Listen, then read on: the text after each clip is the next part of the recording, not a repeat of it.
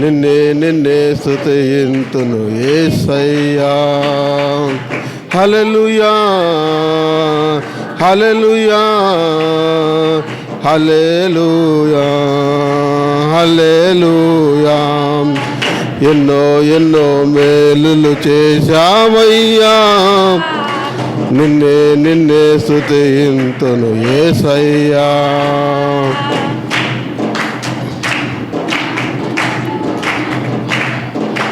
బాధలలో మంచి బంధువైనావు, వ్యాధులలో పరమ వైద్యుడవైనావు. బాధలలో మంచి బంధువైనావు, వ్యాధులలో పరమ వైద్యుడవైనావు.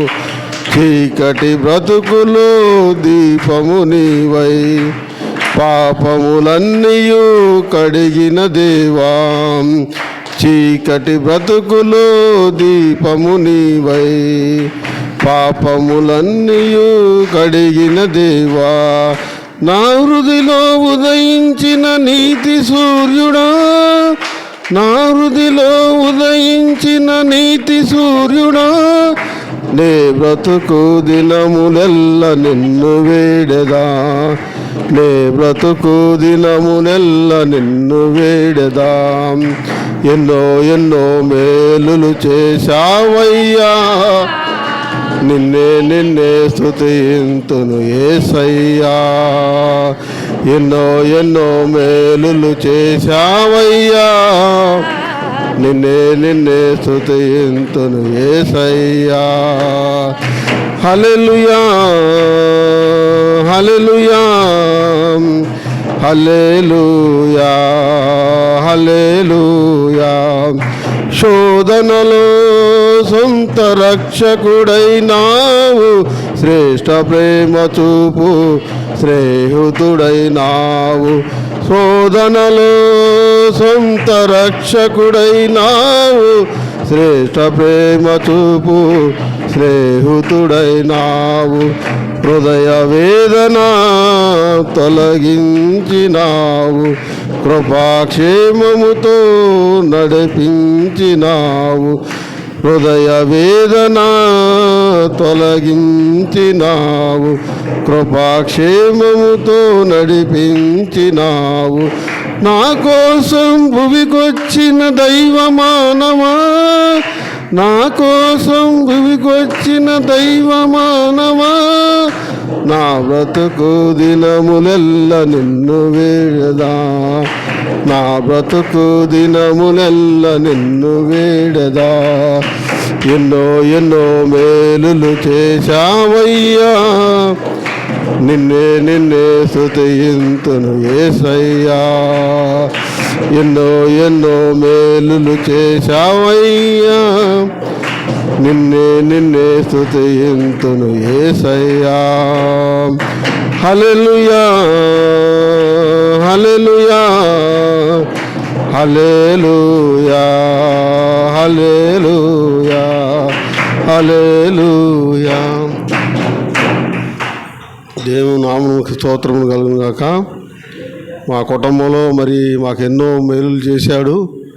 మరి జనవరి క్రిస్మస్ సందర్భంగా మేము తలుచుకుంటే మా అమ్మగారును మా కుటుంబం అంతా జ్ఞాపకం వస్తుంది. కానీ చాలా ప్రార్థన మిస్ అయిపోయాము, ప్రార్థనలో వెనకబడిపోయాము. ప్రార్థన నా ఇంట్లో చాలా వెనకలో ఉందని ఆలోచన వచ్చి గద్దింపు వచ్చింది. ఒక దైవ సేవకుడు గద్దింపుతో ఏమైపోయావు, నిన్న ఉపవాస ప్రార్థనలు ఏమైపోయావు, ఈరోజు ఉపవాస ప్రార్థనలు ఏమైపోయావు, ఏంటి అసలు నీ సంగతి ఏంటి అని చెప్పుకొని ఒక పిలుపులాగా, ఒక గద్దింపులాగా అయ్యారు. ఇందాక ఒక గంట ముందు ఫోన్ చేశారు. నిజమే కదా, ఉపవాస ప్రార్థనకి నిన్న వెళ్దాం అనుకున్నాం, వెళ్ళలేకపోయాం. మన పనులు అనేకమైన విస్తారమైన పనులు పెట్టుకొని పరుగులు పెడుతున్నాం, వ్యర్థమైన పనులు పెట్టుకుంటున్నాం, ఉపయోగం కనిపించట్లేదు. మరి ప్రార్థన దూరం అయిపోయాము. ఏమిటిది, బిడ్డలేమో మరి అక్కడొకళ్ళు అయిపోయారు, మేము ఒంటరి వాళ్ళం అయిపోయాము. ప్రార్థన, కుటుంబ ప్రార్థన కొనసాగట్లేదు. మరి 10 గంటలకి మోకరిల్లేవాడిని నేను, ఆ ప్రార్థన నేను ఒక్కడనే చేసుకోవాల్సి వస్తుంది. ఆమె కూడా బలహీనంగా ఉంటుంది. ప్రార్థన గద్దింపు లేకపోవడం కూడా ఒక చీకటి నా ఇంట్లోకి వచ్చిందేమో అనిపించి నిజమే కదా, ప్రార్థన దూరపరుచుకున్నామని గబాబా ప్రయాణమై స్నానం చేసి గబాబా ఈరోజు రావటం జరిగింది. దేవుని ఇంటికి రావడానికి ఒక దైవ సేవకుడు పిలుపు రావటం అనేది నిజంగా దేవుడు పిలిచినట్టు అయింది నాకు. అది కాకుండా ఈ సంవత్సరంలో నేను బలహీనంగా ఒక కార్యక్రమాలన్నీ దేవుని కార్యక్రమం చేయడానికి మంచి అవకాశాలు ఇచ్చాడు. మరి అన్ని కార్యక్రమాలన్నీ చేశాము. సంఘంలో వాడుకున్నాడు, బహుగా వాడుకున్నాడు. అయ్యగారు కూడా సహకారంతో నేను ముందుకు నడిచాను. అనేక మందికి మరి ఈ సంవత్సరం అంతా మేము ఎంతో సంతోషంగా ఈ మందిరంలో మేము ముందుకు నడవడానికి అవకాశం తోడై ఉన్నాడు. అయితే ఈ మధ్యకాలంలో బలహీనత వచ్చింది, డెంగ్యూ జ్వరం వచ్చింది. డెంగ్యూ జ్వరం హాస్పిటల్ జాయిన్ అయ్యాను. బాగా బలహీనం అయిపోయాము, ప్లేట్లెస్ పడిపోయింది. ఏంటి పరిస్థితి అని కోమాలోకి వెళ్ళిపోయి పరిస్థితిలో ఉండగా దేవుడు రక్షించాడు. చక్కగా మరలా తిరిగి ఆరోగ్యం ఇచ్చినందుకు దేవుని కృతజ్ఞతలు. ఈ సంవత్సరంలో మేము బ్రతికించినందుకు దేవునికి కృతజ్ఞతలు చెప్పుకుంటున్నాం. తర్వాత మమతా గారికి జ్వరం, అలా మా అల్లుడు గారికి నడుము నొప్పి సాక్ష్యం ఈరోజు చెప్పాలి. ఆయన ఇయర్ ఎండింగు, మంత్ ఎండింగు వల్ల అనేక పనుల కారణాల వల్ల బ్యాంకులో రికవరీలు అవ్వకపోవటం వలన రాలేనని చెప్పేసి వచ్చేవాళ్ళు కూడా ఆగిపోయారు.